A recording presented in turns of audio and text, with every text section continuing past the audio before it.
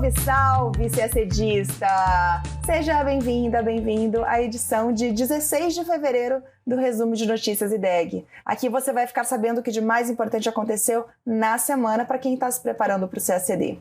Falamos da escalada de tensão no conflito Israel-Hamas, com a rejeição de um acordo de cessar-fogo por Israel e uma possível operação militar em Rafah. O presidente Lula fez sua segunda viagem à África no atual mandato. Os países visitados foram Egito e Etiópia, dois novos membros do BRICS. Também repercutimos a morte de Alexei Navalny, um dos mais famosos opositores do presidente russo Vladimir Putin. Na Venezuela, o governo de Nicolás Maduro suspendeu as atividades do gabinete do Alto Comissariado das Nações Unidas para os Direitos Humanos no país. E você sabe o que é a troika da Missão 1.5? Uma dica. É uma aliança que envolve o Brasil e um dos temas prioritários da política externa brasileira. Tudo isso em detalhes você acompanha agora no nosso podcast. Começamos falando do conflito Israel-Hamas. O primeiro-ministro de Israel, Benjamin Netanyahu, ordenou que seu exército prepare um plano de retirada da população civil da cidade de Rafah, no extremo sul da faixa de Gaza. A ofensiva terrestre, que vem sendo planejada por Israel nessa cidade palestina, poderá resultar em massacre, segundo o chefe de ajuda humanitária das Nações Unidas. Rafah, que fica na fronteira entre Gaza e Egito, é considerada o último refúgio de cerca de 1,5 milhão de pessoas, quase toda a população da faixa de Gaza, que desde o início da guerra entre Israel e Hamas deixaram a parte norte, o centro e outras cidades do sul do território palestino por causa dos bombardeios e das ações por terra do exército de Israel desde outubro. O presidente dos Estados Unidos, Joe Biden, reiterou ao primeiro-ministro de Israel que o exército israelense não deve prosseguir com a ação militar em Rafah. Os dois líderes conversaram por telefone na quinta-feira. Segundo a Casa Branca, Biden disse a Netanyahu que as investidas em Rafah só devem ser feitas quando houver um plano realista e executável para garantir a segurança e o apoio aos civis na cidade. Também nesta semana, Netanyahu rejeitou o mais recente plano para um cessar-fogo na guerra contra o Hamas. A proposta havia sido feita pelo próprio Hamas, que contou com a mediação do Catar e do Egito e com a aprovação dos Estados Unidos. Agências de ajuda humanitária têm alertado que a catástrofe humanitária em Gaza vai se intensificar caso Israel decida seguir em frente com as ofensivas contra essa que é uma das últimas áreas do território palestino que não foi ocupada durante a ofensiva terrestre. O Itamaraty também se manifestou a respeito. Em nota, o governo brasileiro afirmou que essa operação, se levada a cabo, terá como graves consequências, além de novas vítimas civis, um novo movimento de deslocamento forçado de centenas de milhares de palestinos, como vem ocorrendo desde o início do conflito. E a nota segue, abre aspas, o início dos deslocamentos forçados, primeiramente no norte para o sul de Gaza, a partir de 8 de outubro, é elemento indissociável da dramática crise humanitária vivida há 4 meses pela população de Gaza e mereceu a condenação do Brasil e de boa parte dos países à luz do direito internacional e do direito humanitário. Estima-se que 80% dos habitantes de Gaza tenham sido obrigados a deixar suas casas, e a maioria deles na direção de Rafah, indicada inicialmente como área segura pelas autoridades israelenses. Fecha aspas. Ainda de acordo com a nota, o governo brasileiro reiterou sua conclamação em favor da cessação das hostilidades e da libertação dos reféns em poder do Hamas como passos para a superação da crise humanitária em Gaza. E é claro que o conflito Israel-Hamas foi um dos grandes temas tratados na visita do presidente Lula ao Egito. A visita, feita a convite do presidente egípcio Abdel Fattah al-Sisi, marcou a celebração dos 100 anos do estabelecimento de relações diplomáticas entre os dois países. Os dois presidentes se reuniram na manhã desta quinta, dia 15 de fevereiro, e trataram de temas da agenda bilateral, como comércio, investimentos e cooperação, e também de temas regionais e multilaterais, como a mudança do clima, a reforma das organizações internacionais e, claro, o conflito Israel-Palestina. Sobre esse tema, Lula e al-Sisi falaram sobre a importância de retomar um processo de paz no Oriente Médio e defenderam um cessar-fogo imediato no conflito entre Israel e o Hamas. Lula destacou a necessidade de modificar a estrutura do Conselho de Segurança da ONU, que, segundo ele, não tem tido poder para evitar conflitos como na Ucrânia e na faixa de Gaza, e onde o poder de veto tem sido usado para impedir ações mais concretas. Ele lembrou que muitas das guerras recentes foram iniciadas justamente por nações que são membros do Conselho. Lula também agradeceu o apoio do governo egípcio no processo de retirada de mais de 100 brasileiros palestinos que estavam retidos na faixa de Gaza desde o início do conflito, no âmbito da Operação Voltando em Paz. Durante a reunião, o presidente egípcio confirmou que virá ao Brasil em novembro, tanto para participar como governante convidado da cúpula do G20 no Rio de Janeiro, como para uma visita oficial ao Brasil, a convite de Lula. Será a primeira viagem de um presidente egípcio ao país desde a vinda de Mohamed Morsi em 2013. A intenção é ampliar a relação comercial entre os países, que tem crescido desde a entrada em vigor do acordo entre Egito e Mercosul, em 2017.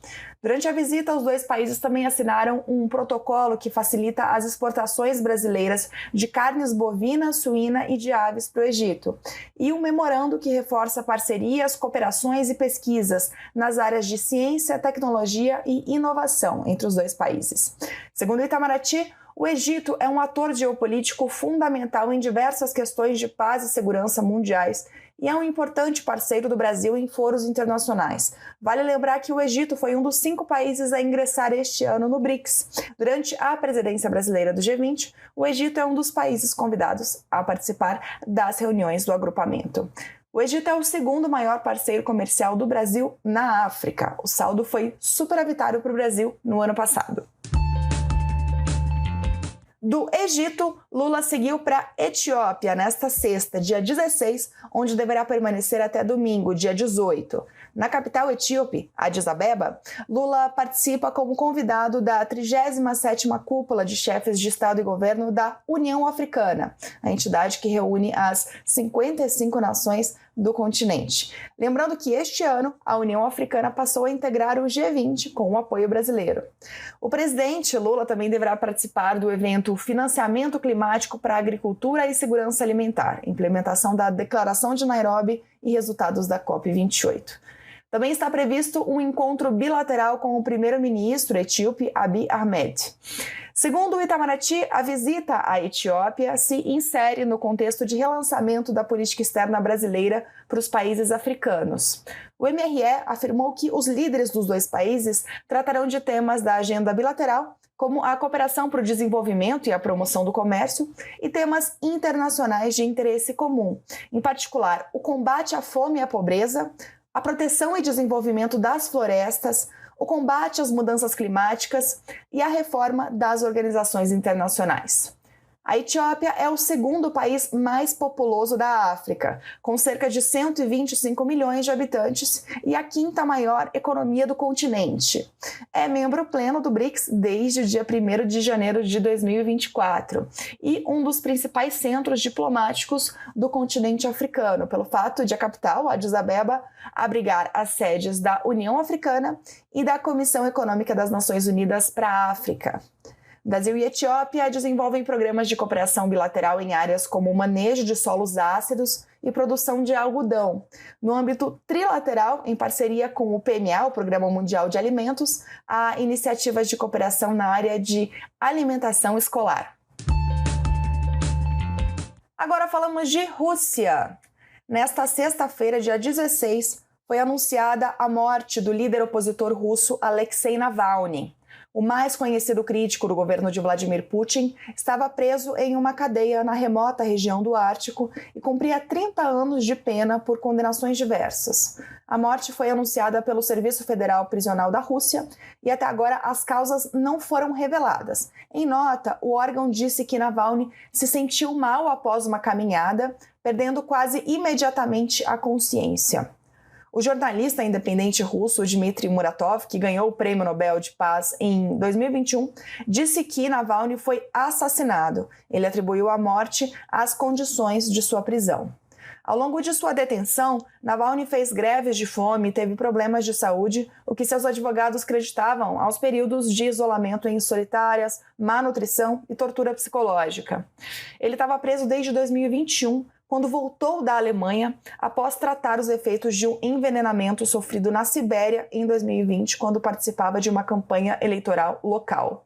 Ele acusou Vladimir Putin diretamente pelo envenenamento e consolidou sua oposição como o mais conhecido opositor do líder russo no poder desde 1999. Desde sua prisão, que gerou uma onda grande de protestos reprimida pela polícia, Navalny cristalizou no exterior sua imagem de grande opositor russo. Dentro da Rússia, após uma surpreendente boa votação na campanha para prefeito de Moscou em 2013, lá atrás, que ele deu o segundo lugar, nunca mais teve a mesma projeção eleitoral. Ainda assim, por meio de uma rede de ativismo online, ele organizava protestos com milhares de pessoas em diversas cidades russas que se dissolviam logo que a repressão começava. Em 2018, ele tentou concorrer à presidência, mas foi barrado devido à primeira condenação que havia sofrido, acusado de malversação de recursos num obscuro caso paroquial. Essa sentença foi suspensa só para ser retomada em 2021, quando ele desembarcou em Moscou após o tratamento pelo envenenamento. Com a guerra na Ucrânia, o aumento da repressão à oposição na Rússia levou ao estrangulamento de sua rede de apoiadores. Navalny deixa esposa e um casal de filhos. O governo russo nega qualquer envolvimento tanto no envenenamento lá atrás quanto na morte do ativista. O assunto agora é Venezuela. Na quinta, dia 15, o governo venezuelano anunciou sua decisão de suspender as atividades do gabinete do Alto Comissariado das Nações Unidas para os Direitos Humanos no país e ordenou a saída dos seus funcionários em 72 horas.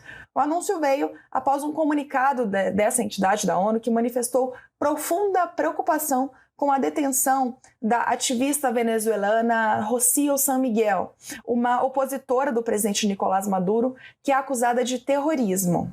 Segundo o governo da Venezuela, a decisão foi tomada devido ao papel considerado inadequado da instituição, que, nas palavras do chanceler venezuelano, se tornou o escritório de advocacia privado de grupos de golpistas e terroristas que conspiram permanentemente contra o país. Isso nas palavras do chanceler venezuelano.